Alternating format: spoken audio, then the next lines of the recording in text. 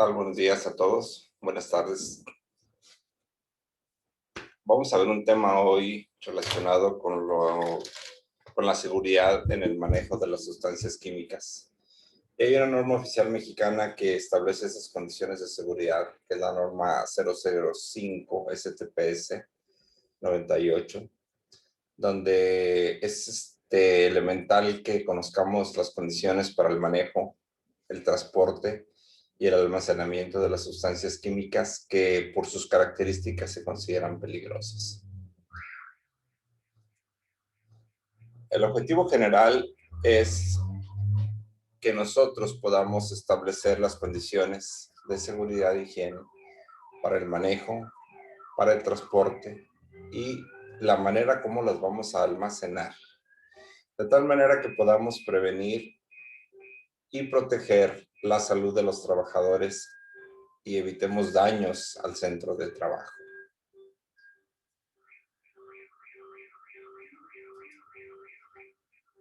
Obviamente, como todas las normas oficiales mexicanas, tiene un campo de aplicación en todo el territorio nacional, en donde podamos tener presencia de estas sustancias químicas consideradas como peligrosas.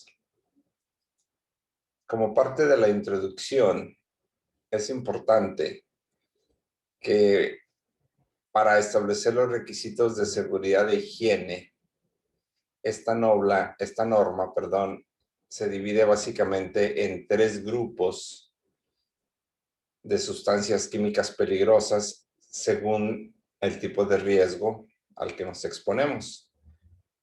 Para los 3 grupos citados, la norma establece condiciones y procedimientos para su manejo, transporte y almacenamiento. Vamos a ver algunas definiciones que nos van a ayudar a tener un marco general más completo de lo que estamos hablando y de lo importante que es que le demos la debida atención a las sustancias que químicamente por su composición pueden ser peligrosas. Entonces, vamos a ver algunas de ellas. Por ejemplo, una sustancia química que la podemos manejar en el grupo de los inflamables o combustibles es aquella que en estado sólido, en estado líquido o en estado gaseoso tiene un punto de inflamación menor o igual a 37 grados centígrados. Prende fácilmente y se quema rápidamente, generalmente de forma violenta. ¿Sí? Chequemos el punto. Un punto de inflamación quiere decir que rápidamente se prende a una temperatura menor o igual a 37 grados centígrados. Por ejemplo, la ciudad de Mexicali, que en términos generales en temporada de calor maneja 40 grados centígrados. Cualquier sustancia inflamable o clasificada como combustible se prende fácilmente. Otra de las clasificaciones, aunque lo vamos a ver más a detalle adelante, son las sustancias consideradas como explosivas. Y estas son aquellas que en estado sólido, líquido y gaseoso, al tener un incremento de temperatura y presión, reaccionan repentinamente generando altas temperaturas y presiones sobre el medio circundante. También tenemos las irritantes corrosivas o tóxicas, que básicamente son aquellas que en cualquier estado sólido, líquido o gaseoso puedan causar destrucción y alteración irreversible en el tejido vivo o en el sitio de contacto. Y aquellas que consideramos como tóxicas son aquellas que en estado sólido, líquido, gaseoso pueden causar trastornos estructurales o funcionales que provocan daños a la salud o a la muerte, si son absorbidas aún en cantidades relativamente pequeñas. Entonces, cuando nosotros desarrollamos actividades en nuestro centro de trabajo y que por alguna situación nuestras tareas involucran que estemos expuestos a ciertos agentes químicos que puedan provocar daño a la salud o al centro de trabajo, Estamos hablando de actividades consideradas como peligrosas. Cualquiera que éste sea, siempre que estemos en una condición de sobreexposición a agentes químicos, estamos hablando de actividades que son peligrosas como tal. Por lo tanto, necesitamos ir viendo algunas definiciones que el objetivo principal es que todos nosotros nos llevemos esas ideas de seguridad y que tengamos un conocimiento más amplio sobre cómo podemos nosotros clasificar algunas condiciones de trabajo, cómo podemos desarrollar ciertas habilidades de análisis de riesgo, cómo podemos nosotros entender el riesgo al que nos exponemos. Y para eso, precisamente vamos a ver algunas definiciones, que las definiciones nos ayudan para tener el contexto o ver de manera general una visión mucho más amplia de lo importante que es la seguridad en el trabajo. Entonces, empezamos a ver algunas definiciones. Una atmósfera que no es respirable es aquella que contiene una cantidad de oxígeno menos del 19.5 o más del 23.5%. Si consideramos que nuestro organismo está diseñado para que nosotros podamos tener una concentración promedio del 21% de oxígeno en la atmósfera que respiramos, entonces cuando tenemos menos del 19.5% es una atmósfera que no es respirable. Quiere decir que vamos a empezar a tener problemas en nuestro sistema de respiración o en la cantidad de oxígeno disponible que entregamos a nuestras células y podemos llegar a tener problemas de salud. Y contrario también, si tenemos más del 23.5% de oxígeno, se vuelve una atmósfera altamente oxidante. Por lo tanto, necesitamos mantener una concentración promedio del 21%. También es importante que hablemos de los espacios confinados. ¿Por qué? Porque a veces estamos trabajando en áreas donde requerimos clasificarlas como espacios confinados, ya que en su interior tuvieron o contuvieron o aún existen residuos de sustancias químicas que son peligrosas y por lo tanto tenemos que tener características particulares de trabajo para poder realizar algunas actividades. Entonces, la definición exacta del espacio confinado es un lugar que está amplio, configurado de tal manera que una persona pueda desempeñar una determinada tarea en su interior, pero tiene medios limitados o restringidos para su acceso o salida, ¿sí? No se diseñó para que una persona trabaje ahí. Sin embargo, a veces necesitamos entrar y realizar algunas actividades. El riesgo que tenemos cuando trabajamos en espacios confinados está directamente relacionado con la atmósfera no respirable por la cantidad de oxígeno disponible que podemos llegar a tener ahí y también porque a veces ahí tenemos sustancias químicas que dijimos se consideran peligrosas. Otra definición importante es la explosividad de las sustancias y para eso podemos considerar los explosivos primarios.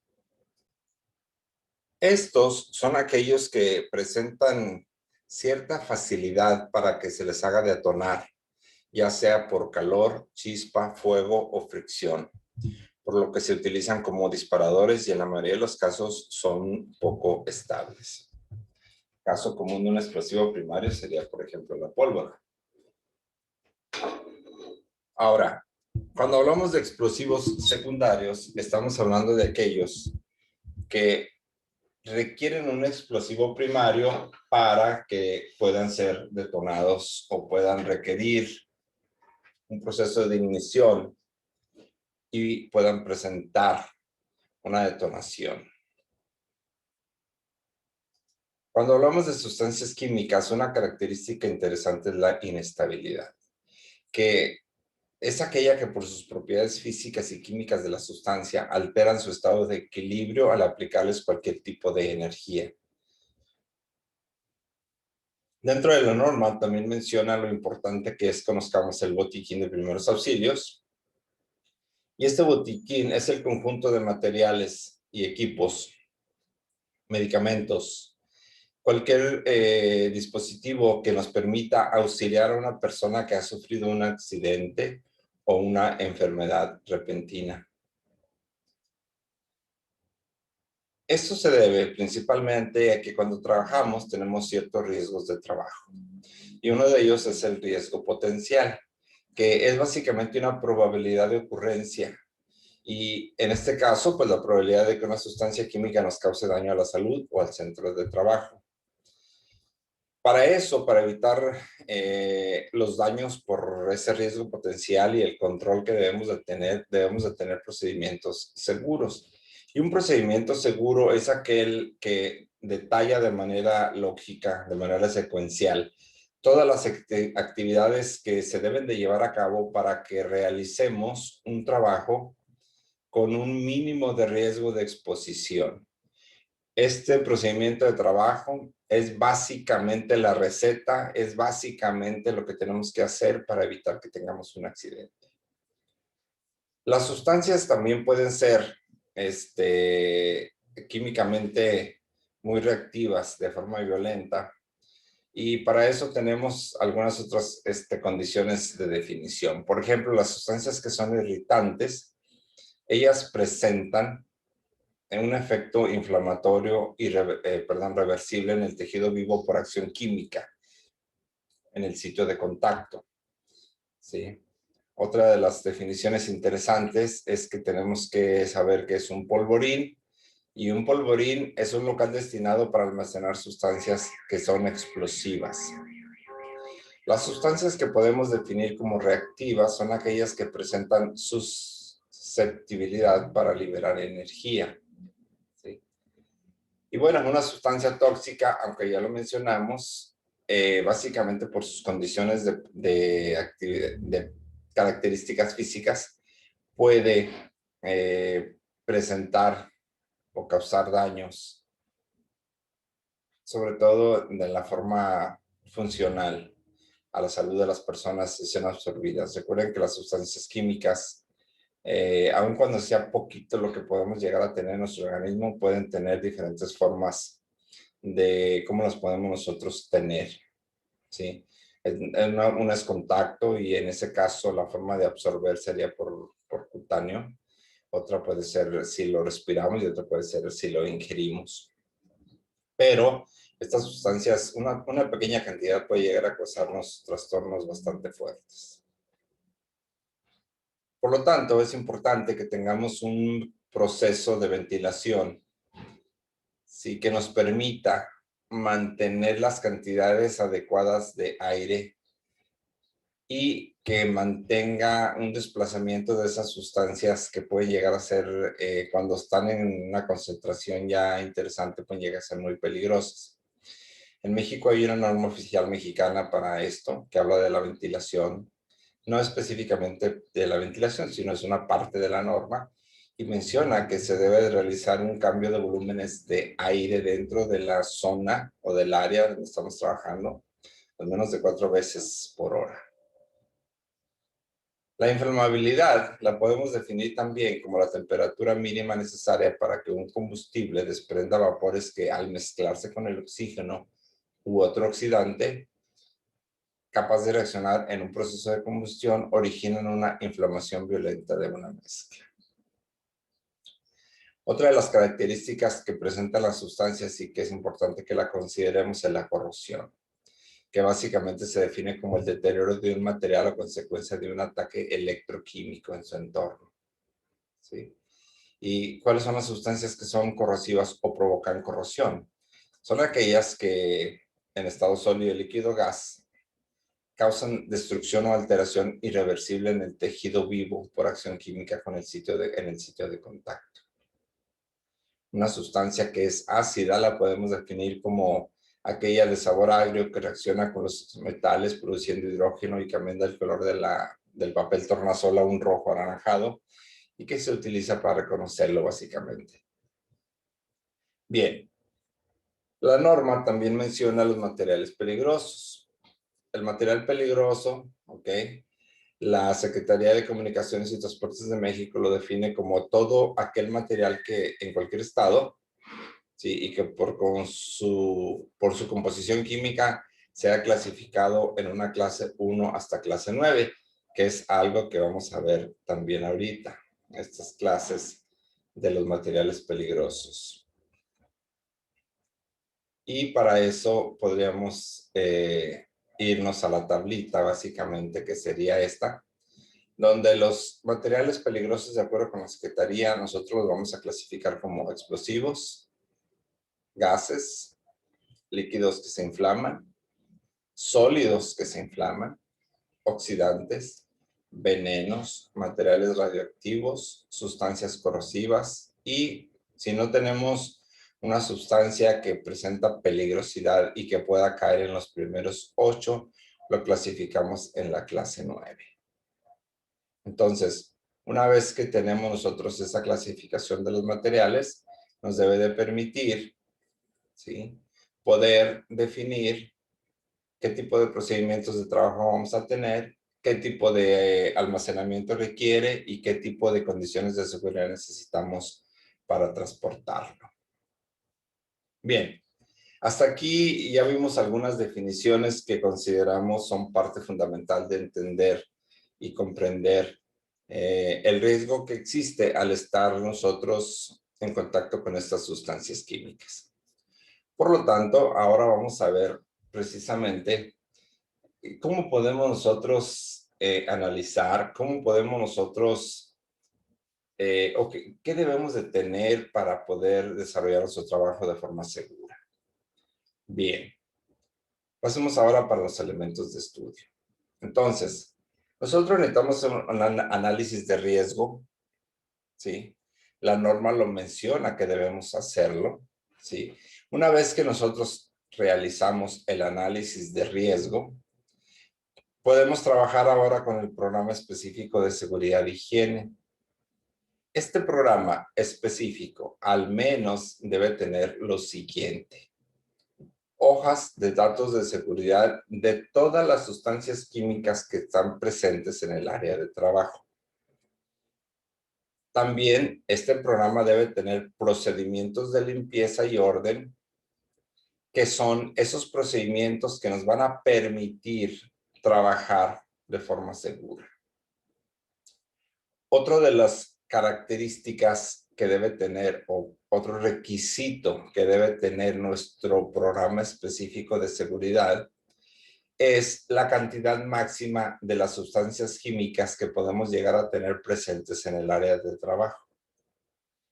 Debido a la composición del riesgo, solamente podemos llegar a tener cierta cantidad presente. Por lo tanto, requerimos que venga establecido en el programa específico de seguridad. Y bueno, también ahí, en ese mismo, necesitamos nosotros establecer cuál sería el plan de atención de una emergencia y también cuál es el equipo de protección personal que debemos de tener para poder realizar específicamente cierta tarea. Recuerden que el equipo de protección personal debe de ser una barrera entre nosotros y la sustancia química con la que estamos trabajando. Entonces, el programa específico se genera después de hacer un análisis de riesgo. Y entonces, para eso necesitamos conocer el riesgo, características de los procesos.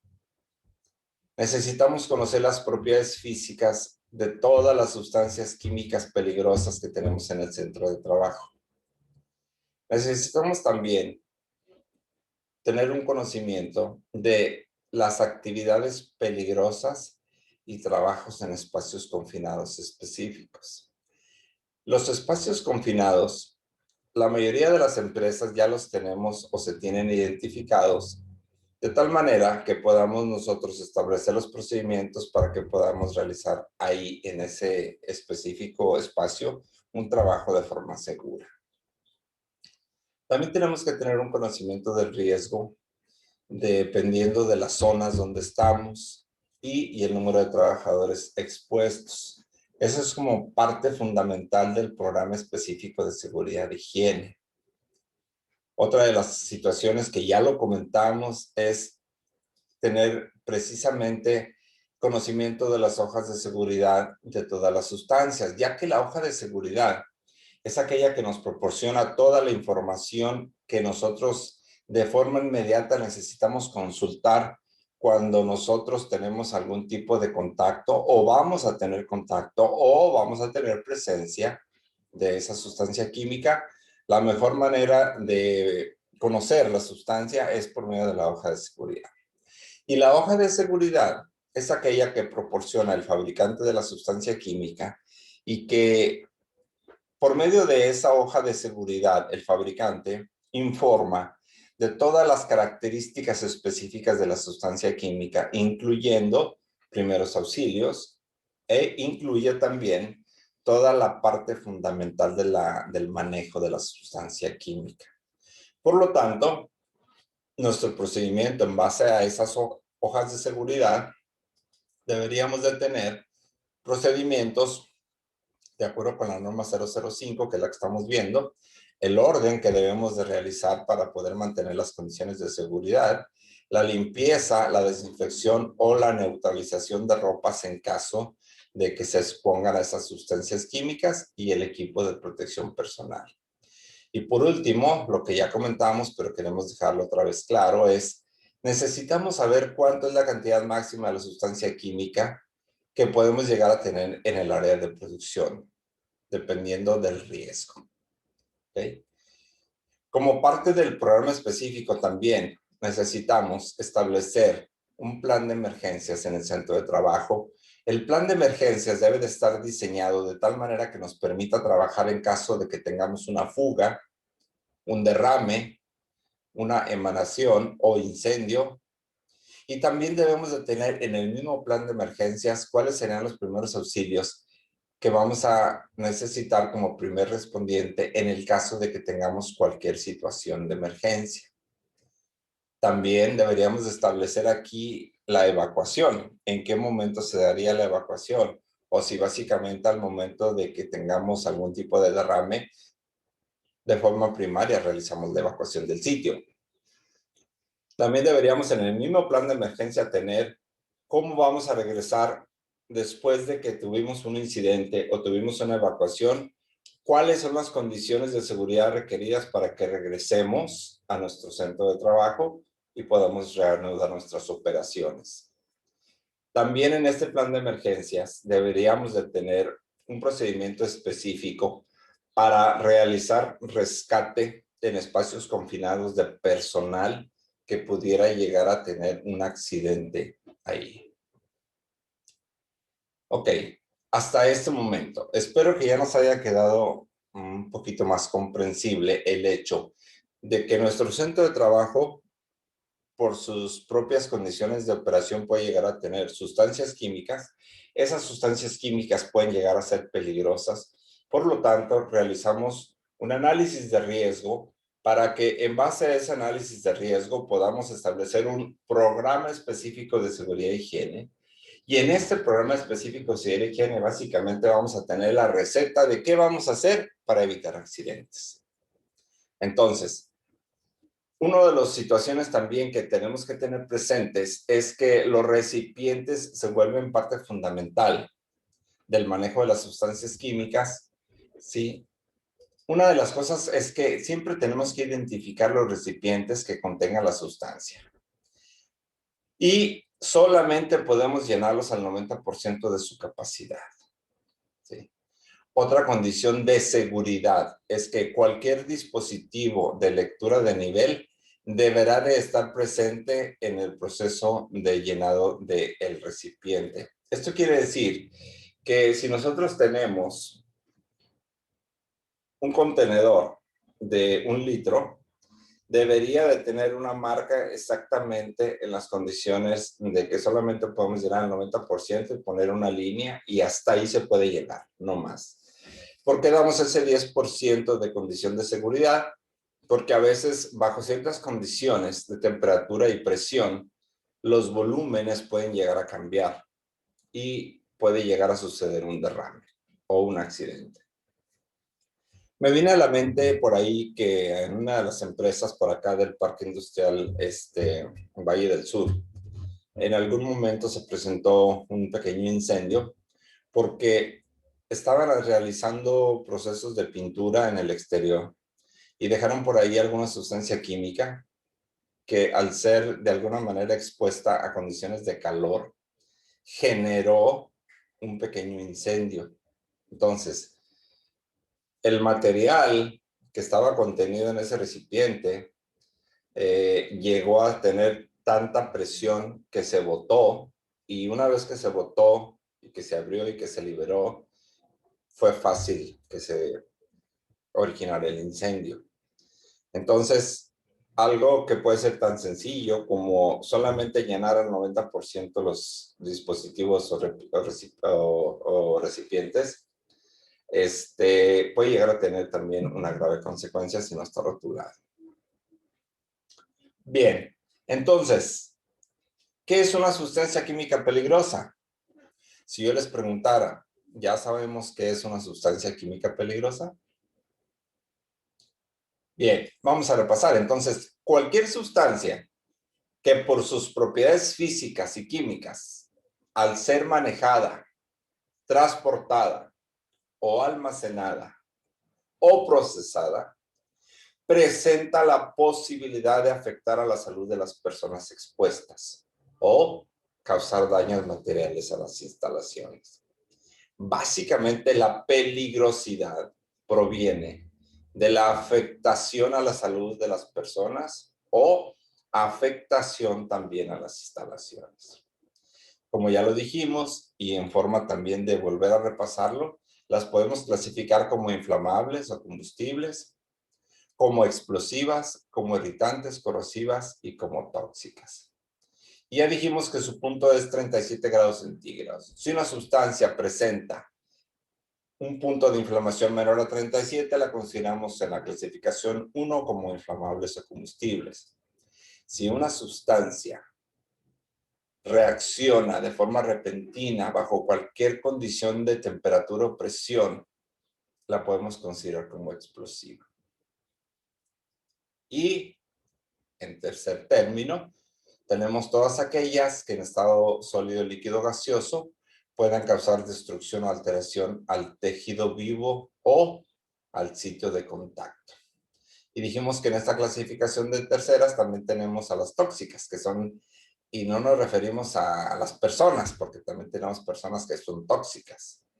Pero realmente hablando de sustancias químicas y regresándome al contexto, estas pueden causar trastornos estructurales o funcionales que provocan daños a la salud o inclusive la muerte.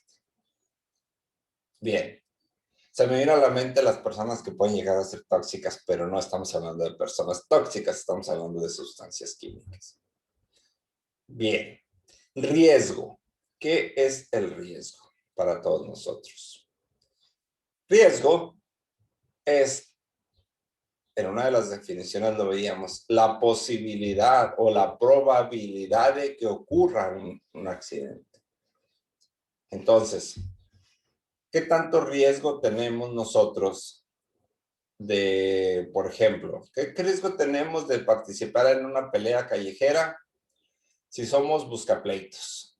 Si somos personas que a todo mundo le rayamos el disco, le bajamos el vidrio y le decimos de cosas. ¿Qué pasaría si nosotros a todas las personas les buscamos pleito? Bueno, la probabilidad de que tengamos un incidente o un pleito callejero es muy alta. Quiere decir que el riesgo es muy alto. Pero si eres una persona tranquila, relajada, inclusive te rayan el disco, la madre, y te dicen de todo, y tú relajado, no pasa nada, la probabilidad de que tengas un pleito callejero es muy baja. Entonces, el riesgo puede ser manejado en función de las condiciones y las características también de los elementos que están presentes.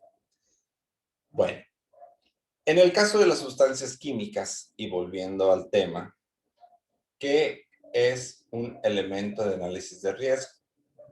Bien, ya lo dijimos también, pero básicamente son hojas de seguridad, procedimientos de orden y limpieza, cantidades máximas de las sustancias, qué equipo de protección vamos a necesitar y cuál es el plan de emergencia.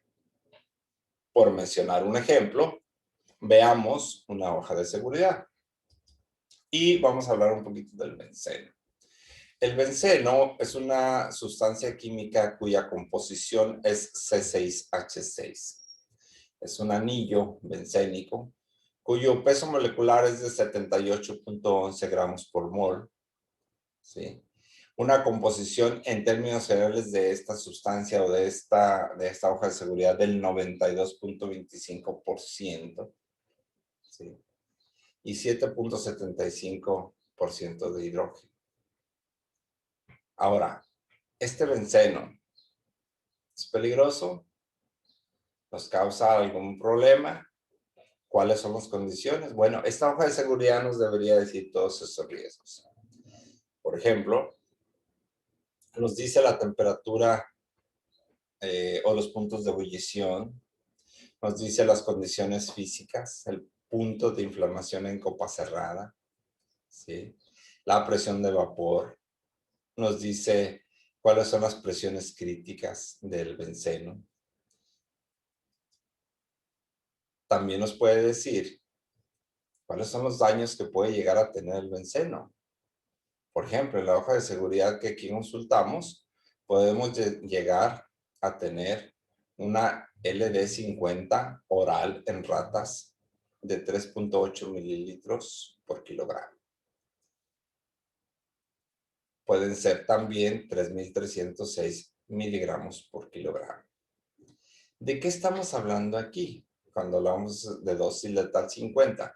La hoja de seguridad nos está comunicando que en un experimento realizado con ratas, si éstas tenían una concentración o de exposición oral, quiere decir que se lo comieron, de 3.306 miligramos por kilogramo, ¿sí?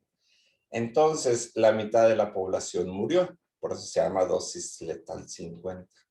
¿Sí? Entonces, ese tipo de indicativos nos pueden decir si realmente es peligroso o no. Por ejemplo, dice que tiene niveles de irritación en la piel de conejos en la exposición a 500 miligramos por 24 horas. Puede llegar a tener un nivel de irritación de ojos en los conejos, porque recuerden que todas estas pruebas de toxicidad se realizan con animales, normalmente ratas o conejos. Y entonces tenemos que el nivel máximo de concentración permisible de benceno es de 20 miligramos por metro cúbico o 10 partes por millón. ¿Qué quiere decir que es el nivel máximo de concentración? Quiere decir que a 20 miligramos por metro cúbico de concentración, de ahí en adelante, el individuo va a empezar a tener problemas. Puede llegar a tener lesiones permanentes, puede llegar a tener inclusive letalidad o la muerte arriba de esa concentración. Aquí hay dos condiciones para que las personas puedan llegar a tener riesgos, inclusive de letalidad. Una es la concentración y la otra es el tiempo de exposición. Básicamente estamos hablando de esas dos. Entonces, este producto, el benceno, aquí dice que es cancerígeno potencial para el hombre en Estados Unidos. ¿Qué quiere decir que es potencialmente cancerígeno? Bueno, a todos los que tenemos exposición al benceno nos puede dar cáncer. En Estados Unidos, la concentración máxima permisible es de 3 miligramos por metro cúbico. Si se dan cuenta, 3 miligramos por metro cúbico es mucho menos que 20 miligramos por metro cúbico, que es el máximo permisible. Porque dijimos que a 20 miligramos por metro cúbico casi empezamos a tener un proceso de letalidad o de muerte. Entonces en Estados Unidos es 3 miligramos por metro cúbico. En el Reino Unido tenemos una concentración hasta 16 miligramos por metro cúbico. ¿Qué quiere decir esto? Toda esta información que estamos aquí revisando. Que usted, si usted tiene contacto con esta sustancia química, con el benceno, debería poner verdadera atención en esto. ¿Por qué? Usted está trabajando con una sustancia que tenemos unos valores límites de exposición muy bajos. Entonces, si su su empleador o su patrón le pide que realice trabajo con esta sustancia, usted debería estar preocupado a qué concentración por metro cúbico podemos llegar a tener benceno en el ambiente. Porque de esa manera podemos saber el grado de afectación que podemos llegar a sufrir. Entonces, esta sustancia considerada como cancerígena puede llegar a tener efectos tóxicos sobre la sangre principalmente. ¿Sí? Dice que un contacto con este producto produce sangrado nasal. Imagínense el grado de toxicidad. Si las condiciones lo propician, los daños progresan y pueden generar leucemia. Estos efectos pueden aparecer meses o años después de la exposición. Conste que no queremos que usted trabaje con miedo. Queremos que usted esté consciente de el grado de riesgo al que se está exponiendo. ¿Sí? Normalmente el benceno puede ser también eliminado del cuerpo a través de la respiración y de la orina. ¿Sí? Otra parte se oxida como a hipóxido de benceno, además de fenoles y difenoles, los cuales son secretados en la orina. Pero depende del tiempo de exposición. ¿Sí? Por ejemplo, dice aquí la leyenda que no se sabe con certeza la manera en que actuó el benceno en la generación de los problemas sanguíneos. Sin embargo, existe. ¿Sí? Y deberíamos de tener principalmente atención si en alguna de nuestras sustancias químicas tenemos benceno. También la sustancia, en este caso la hoja de seguridad de la sustancia, nos debe decir cuáles son los primeros auxilios, qué tenemos que hacer para poder atender a una persona que sufrió contacto directo con la sustancia. Por ejemplo, en caso de que lo inhale, de que lo respire, pues hay que moverla rápidamente a un área bien ventilada, ¿ok? Hay que mantenerlo abrigado, en reposo. Si la persona sufre contacto en los ojos, entonces tenemos que lavar con agua y una dilución o solución salina, ¿sí? Si la persona tuvo contacto en la piel con benceno, entonces hay que eliminar la ropa contaminada. Si es necesario lavar con agua y jabón. Si la persona se lo comió, tuvo una ingesta, hay que lavar la boca sin tragar el agua. Hay que diluir el benceno con agua. Hay que empezar a darle a tomar mucha agua a la persona sin inducir el vómito. Esas serían algunas condiciones de primeros auxilios para esta sustancia en específico. Obviamente, ahí tomamos una sustancia que es altamente cancerígena y una sustancia que es altamente peligrosa, para que usted, que nos está viendo en este momento, tenga una conciencia de lo importante que es el que nosotros nos informemos de con quién estamos tratando, qué tipo de sustancia química es la que estamos nosotros trabajando. Ahora, considerando que tenemos también, no solamente que tenerla en el área de trabajo, sino que también puede ser necesario que la podamos transportar. También la hoja de seguridad nos debe decir cómo la vamos a transportar. Y aquí tenemos algunas condiciones que debemos establecer algunos códigos, porque recuerden que cuando se transporta, sobre todo el contenedor debe de estar identificado con el riesgo que existe, con lo que trae, con el tipo de material, sobre todo para cantidades que pueden representar un alto riesgo. Entonces, por ejemplo, en un vuelo comercial, dice que la cantidad máxima de un vuelo comercial son 5 litros. La cantidad máxima en un vuelo con carga son 60 litros de esta sustancia química. Entonces podemos llegar a encontrar toda la información relacionada a la sustancia química en la hoja de seguridad. Lo más importante es que podamos comunicar, que podamos nosotros informar a las personas de ese riesgo. Muy bien, hasta aquí. Espero que les haya quedado más claro. Y si tienen alguna pregunta, por favor, pues háganosla llegar vía correo electrónico.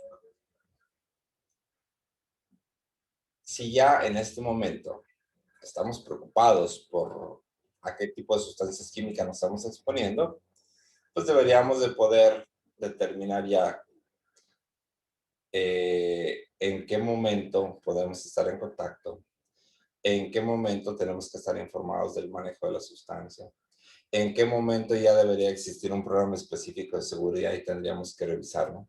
O también, ¿dónde podemos encontrar la hoja de seguridad para que podamos nosotros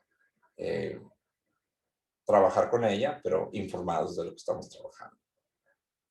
Muy bien, entonces, ¿qué es una sustancia química? Ya dijimos que una sustancia química puede ser peligrosa cuando representa un riesgo a la salud y también a las condiciones del ambiente. Pero lo interesante es que las sustancias químicas las podemos encontrar todos los días y en cualquier momento en lo que estemos haciendo lo vamos a encontrar. Entonces, una sustancia química normalmente es una decomposición definida claramente. Tenemos más de 2 millones de sustancias químicas y cada día se pueden sintetizar más. Pero lo más importante es que estas sustancias químicas, el agua es una sustancia química, pero no es peligrosa. El agua es una sustancia que nosotros requerimos para poder vivir. Por eso tenemos que considerar que se considera peligrosa solamente cuando representa un riesgo de afectación a la salud y a las instalaciones. ¿Cómo regulamos entonces la identificación y la comunicación de riesgos? Bueno, hay una norma oficial mexicana que es la SOBI 18.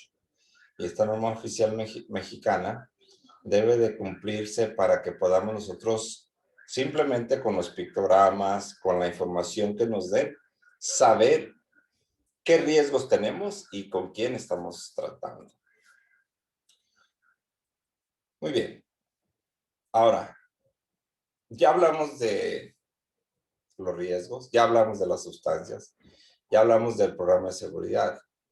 Esto nos conlleva a que repasemos que el patrón tiene la obligación, o la empresa, de identificar los depósitos, los recipientes, las áreas que contengan sustancias químicas peligrosas o sus residuos. Y no solamente identificar, sino comunicar los peligros y los riesgos a todo el personal del centro de trabajo. Y si hay una persona que es contratista, y si es una persona que está de visita en la planta, y si es una visita que en realidad pueda llegar a ser nada más de un día, de un rato, también deberíamos de comunicarles a ellos a qué están expuestos, qué sustancias químicas peligrosas podemos llegar a tener mediante precisamente un sistema de comunicación de esas sustancias químicas. Otro de los requerimientos del patrón pues es que nosotros realicemos una capacitación, un adiestramiento en el sistema de identificación y comunicación de peligros y riesgos. Y se debe de cumplir al menos con cada año o cuando haya un proceso de sustancias químicas nuevo o cambios en los procesos, deberíamos de tener una capacitación. Hay que mantener registros de esta capacitación y hay que contar con la relación de todas las constancias y todas las evidencias de que realmente los trabajadores fueron parte de un proceso de capacitación donde se les comunicó el riesgo, donde se les comunica lo importante que es que como trabajador estamos interesados en ver qué tipo de sustancias tenemos y qué es lo que estamos nosotros trabajando, a qué nos estamos exponiendo y también cómo podemos nosotros controlar ese riesgo. Por lo tanto, como se vuelve un punto súper mega importante, tenemos que tener el sistema de identificación, que nosotros lo conozcamos, debemos de tener la capacitación y debemos de tener las hojas de seguridad de cada sustancia química. Por lo tanto, necesitamos entonces conocer bien cada trabajo que se realiza. Por ejemplo, en el centro de trabajo, las características de los procesos, las propiedades físicas de la sustancia que se encuentra en el ambiente, cuáles son las actividades peligrosas y cuáles son los trabajos en espacios confinados. También debemos de conocer cuáles son las zonas de riesgo y el número de trabajadores expuestos. De tal manera que con los sistemas que dijimos, debemos de tener siempre la información disponible como parte de los requerimientos del patrón y de nosotros poder establecer cuáles riesgos tenemos. Entonces, por ejemplo, en las áreas de trabajo podemos llegar a tener diferentes sustancias químicas. Tenemos que tener presente que dependiendo de las características del riesgo hay una cantidad máxima que vamos a tener en las áreas de trabajo. Y ya dijimos que el plan de atención a la emergencia debe de contener qué vamos a hacer en caso de que se presente cualquiera de las situaciones posibles. Entonces, las clasificaciones de las sustancias químicas peligrosas y la manera de controlar su manejo, el transporte y el almacenamiento, podremos establecerlo de la siguiente manera. Una sustancia que es considerada como inflamable o combustible, que dijimos que 37 grados centígrados es la clave. El manejo. No utilizar herramientas, ropa, zapatos u objetos personales que puedan generar chispa o llama. El trasvase debe realizarse con una ventilación adecuada y debemos evitar atmósferas explosivas en el caso del manejo. Ahora, ¿qué tal si lo vamos a transportar? Bueno, en el caso del transporte hay que proteger las tuberías que conduzcan estas sustancias para que no se dañen. La protección debe ser de tal manera que no obstaculicen su revisión y su mantenimiento. Y por seguridad hay que cerrar siempre los recipientes portátiles o los recipientes que los contienen. No importa que son 1 litro, 2 litros, 5 litros, 10 litros, siempre que nosotros hagamos un trasvase hay que cerrar, mantener cerrado el recipiente. Ahora, si lo vamos a almacenar, es importante que lo tengamos fuera de las fuentes de calor o de ignición, porque ya sabemos que es una sustancia inflamable.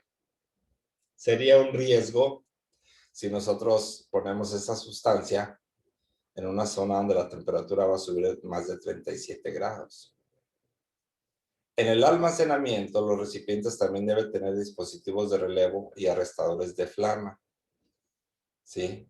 Por ejemplo, en su almacén de residuos peligrosos o su almacén de sustancias químicas, siempre deben tener un sistema de conexión a tierra para que cualquier generación de energía no se quede ahí estacionada y pueda producir una chispa, sino que se desplace a una tierra física para que se descargue esa energía. Entonces, ¿qué pasa con las otras sustancias? Ya dijimos que son 3 clasificaciones. La primera, los inflamables o combustibles.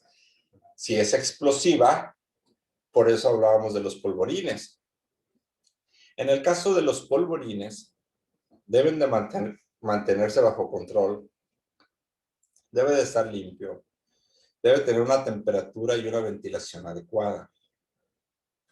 En las áreas solamente puede haber personal autorizado y normalmente se delimita el área de tránsito para la estiva y la desestiva. Me ha tocado estar en varios polvorines, sobre todo en empresas mineras que utilizan este tipo de materiales o sustancias que son explosivas.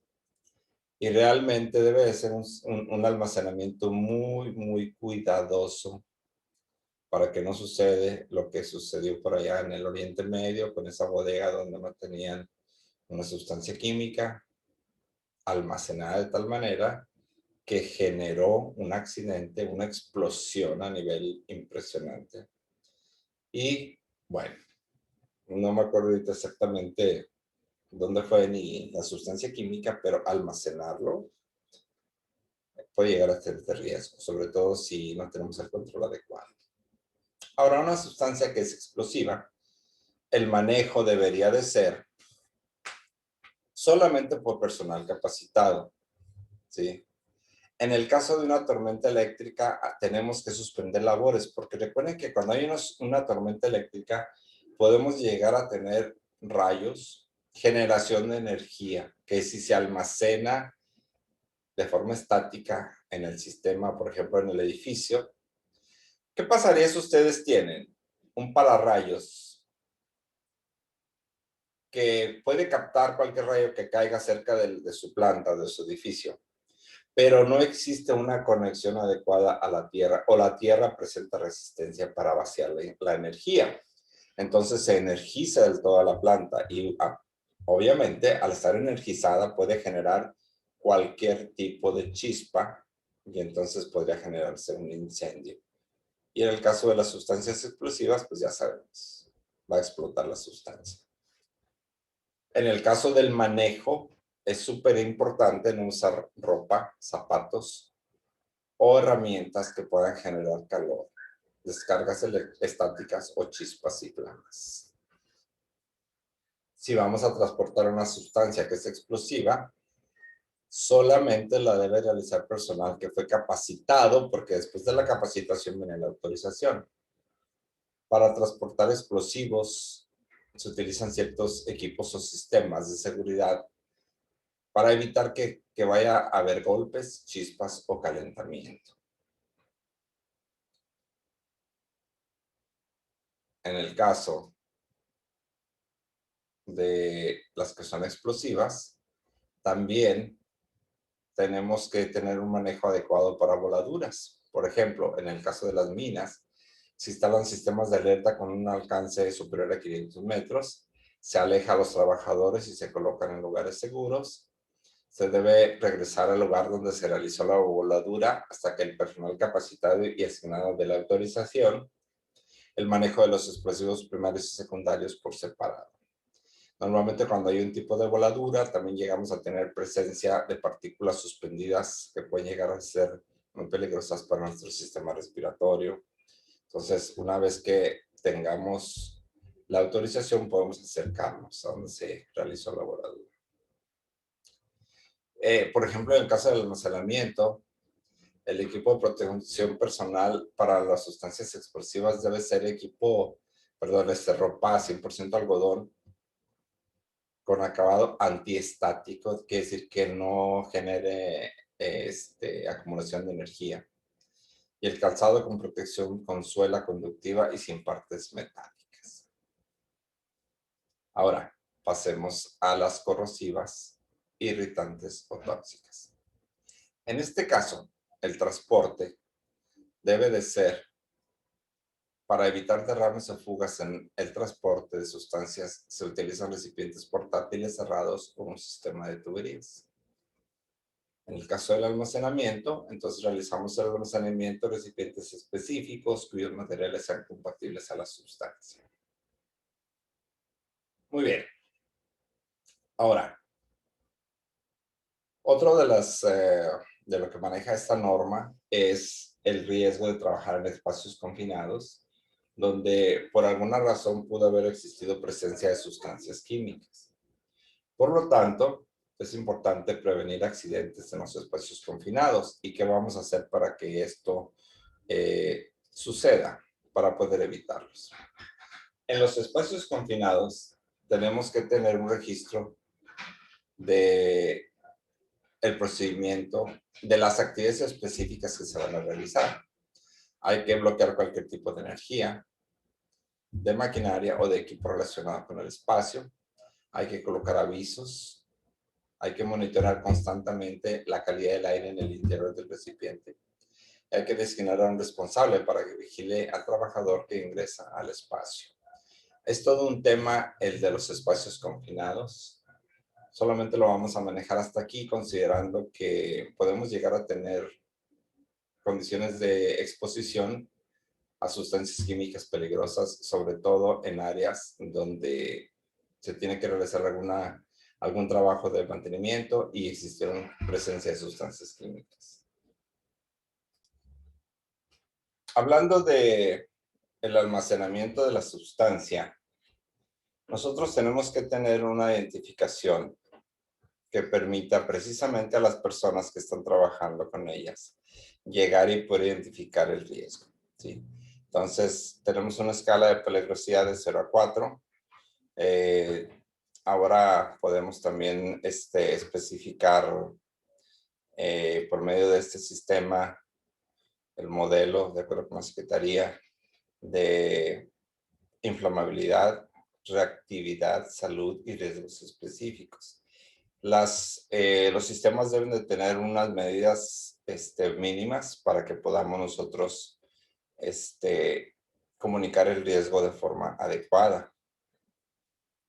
De acuerdo con este sistema de almacenamiento, por ejemplo, un 4 para la salud sería un material que contiene una pequeña exposición que puede causar la muerte o heridas graves.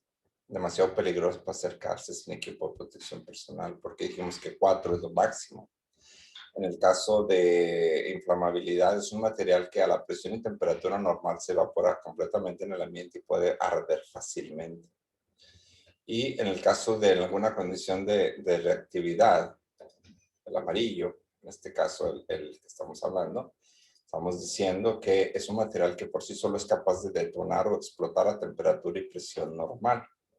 Entonces, si usted se acerca y ve una sustancia que está almacenada y le están comunicando aquí básicamente que tiene 4 a la salud, 4 de inflamabilidad, 4 de reactividad, básicamente estamos hablando de una bomba de tiempo, estamos hablando de una situación que requiere un súper manejo específicamente con condiciones muy establecidas para el manejo de la sustancia.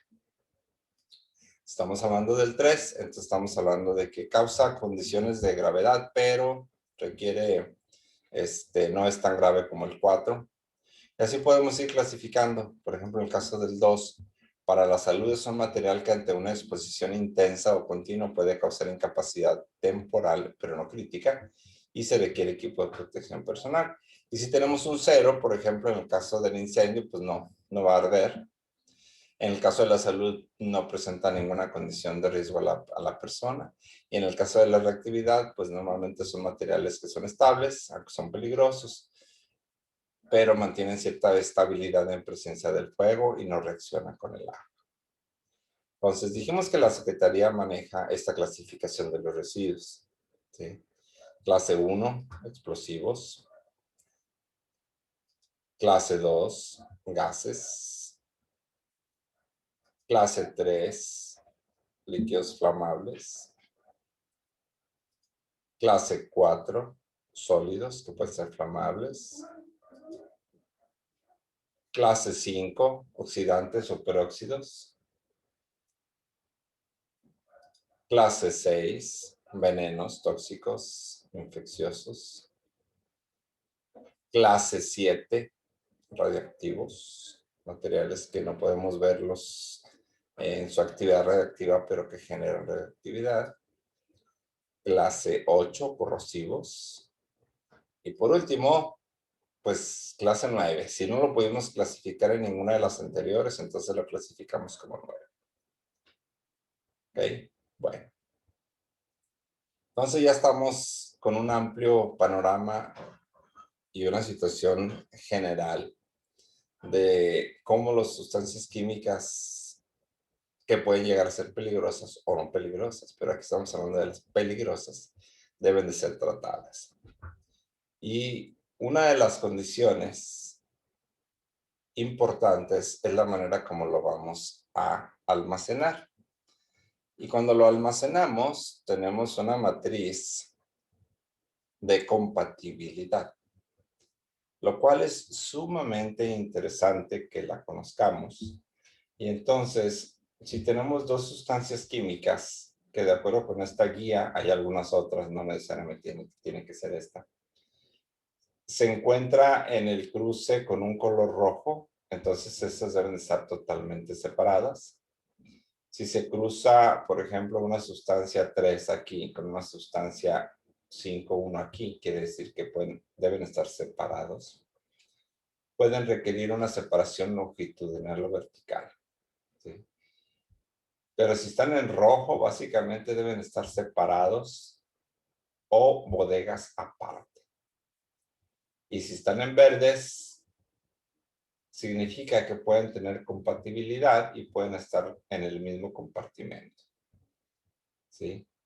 Y en el caso de que caigan en el blanco, entonces ahí no se recomienda una separación especial, pero hay que verificar específicamente la sustancia. En el caso de que tengamos alguna clasificación de riesgo, dependiendo en el caso de la sustancia específica, también podemos clasificarla y podemos ver en qué parte puede ser compatible y en qué parte no puede ser compatible. El almacenamiento de esa sustancia no solamente tiene que ver con la compatibilidad. Dijimos que también tiene que ver con el sistema de ventilación. También comentábamos que tiene que tener un sistema de tierras para que no se genere electricidad estática y pueda llegar a tener algún incendio. También debe tener un sistema de recolección de derrames. También debe de ser trabajada con equipo de protección personal. Todas esas condiciones deberían estar explícitas en el sistema o en nuestro programa de seguridad y higiene para manejo de sustancias químicas, para que todas las actividades relacionadas con el almacenamiento y con el manejo de la sustancia cumplan con condiciones de seguridad. Hasta aquí. ¿Alguna pregunta? Bien. Entonces, otro de las características que queremos tocar ahorita es que hay algunas otras matrices de compatibilidad que aquí lo podemos llegar a tener de acuerdo con la clasificación de riesgo de la ONU y con el tipo de material o sustancia química. Pero bueno, otro tema es los gases. Los gases pueden llegar a ser peligrosos, pero normalmente los podemos tener en contenedores. Es importante que los gases también sean manejados de forma adecuada. ¿Qué quiere decir? Los gases tienen diferentes características. Una de ellas es que pueden ser oxidantes, pueden ser muy tóxicos, pueden ser inflamables, ¿sí? Aunque no son peligrosos algunos gases inertes, también pueden desplazar el oxígeno atmosférico y pueden llegar a tener un efecto asfixiante, ¿sí? Algunos gases comprimidos bajo presión pueden estar en estado líquido o diluido. Por lo tanto, debemos de observar algunas propiedades y condiciones, ¿sí? Los gases inflamables pueden inflamarse en cierta proporción en combinación con el aire o en otras sustancias oxidantes. Los gases autoinflamables tienen una temperatura de inflamación de menos 100 grados centígrados. Estos gases pueden inflamarse a temperatura ambiente en combinación con el aire u otras sustancias oxidantes. Los gases oxidantes soportan la combustión, pero no son inflamables por sí mismos. Los gases corrosivos atacan muchos materiales, especialmente los metales, y queman la piel, así como la membrana mucosa. Los gases tóxicos pueden dañar seriamente o incluso matar seres humanos si se inhalan o absorben a través de la piel. Los gases peligrosos para el medio ambiente pueden dañar la capa de ozono, agravar el calentamiento global o contaminar el agua.